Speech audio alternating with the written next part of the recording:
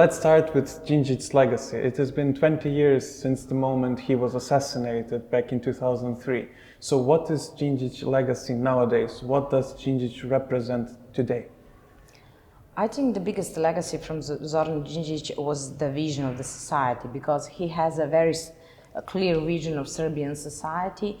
That vision means that we are a society who is reformed, who has a new political system, who has democracy, who society in society with the rule of law for the first hand, and he was a reformator also, and you can also you have that interpretation in the modern history, in the interpretation of the modern history. When we talk about Serbian modern history, but also it's very important to say that he was he really strongly stand for his ideas. He was a very brave man, and he has a very clear vision of that what he wants. And I think that's the main legacy: to be brave and to know what do you want and to know how you can achieve that. Also, he was a politician, and he was the member of and the president of the Democratic Party who strongly fight for the for Serbia to be in the European Union and for the Serbian path to the EU. It's very important to say that in interpretation of this vision of Zoran Djindjic, Serbian path to EU meant something different than today. It's meant to have a democracy, to have a rule of law, to have fair elections, to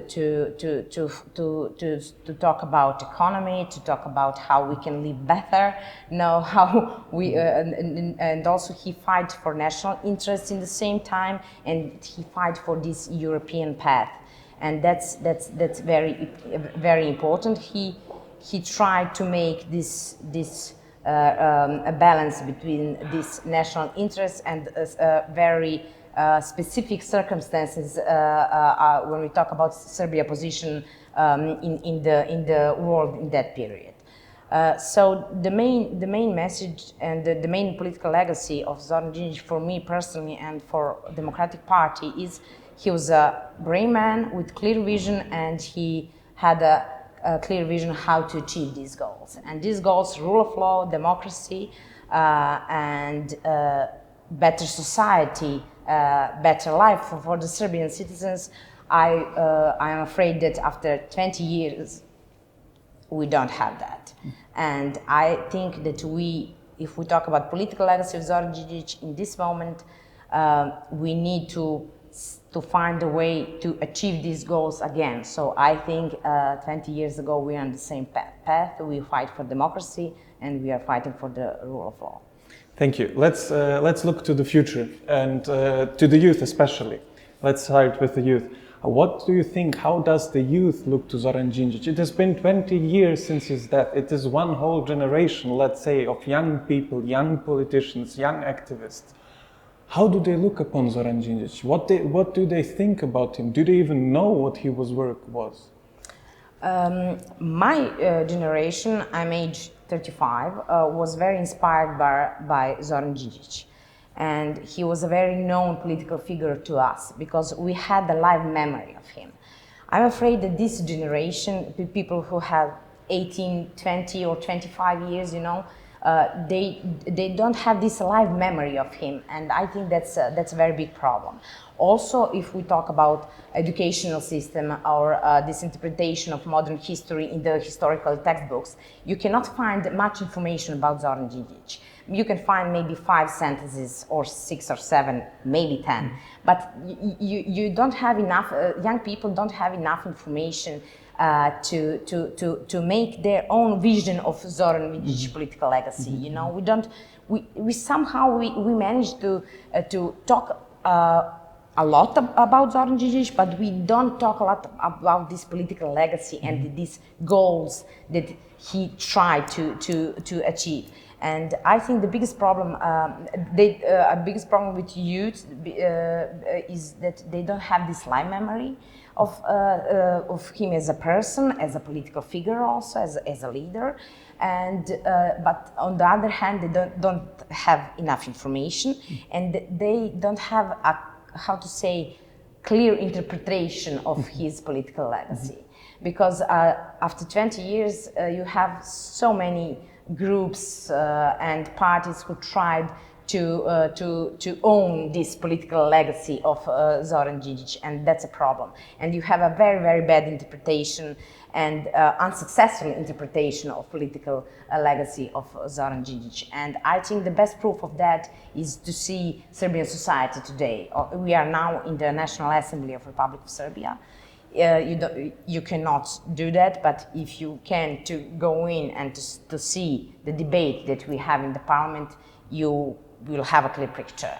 We don't have a real debate. We don't have democratic procedures. We don't have opposition. Don't have any right to reply to the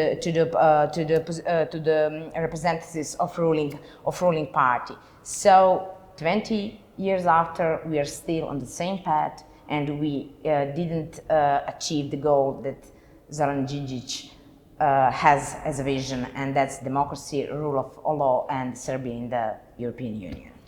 And now, to conclude this very interesting short interview, when we look to the future and when we combine the transition which happened and started, let's say, with Zoran Djindjic and his first pro-democratic government in Serbia, and it is stalled since his death until now, how can you personally look into the future? Are you optimistic? Do you see an end of this transformation process and this transition, or do you still see a long road of fight for democracy in our country, in Serbia? Well, we need to fight for democracy, and we need to fight. And I think as I said, the main legacy is to be brave and to fight for that what you are strongly stand for. So we need to fight, we need to find the best way, we need to find support. For this, I believe that citizens of the Republic of Serbia want to live in a country with rule of law, in a country who has democratic procedures, and in a country with good life. You will not have a good life if you don't have a rule of law. That's very clear.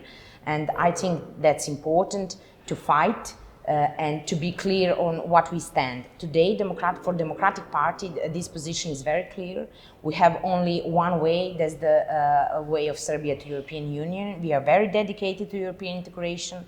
We are also trying to fight for this political legacy of Zoran Djindjic because we are a strong stand of this position as social democratic party in Serbian society. We are fighting for the better society.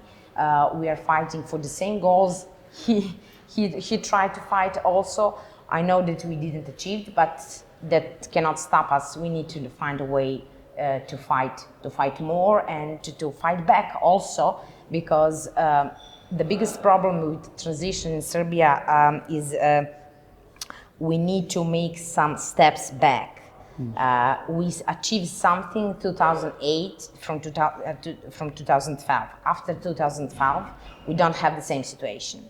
We are back on the beginning. Actually, we need to have some kind of revitalization of political goals and political agenda that Zoran Djindjic achieved, and the Democratic Party is very strongly dedicated to that.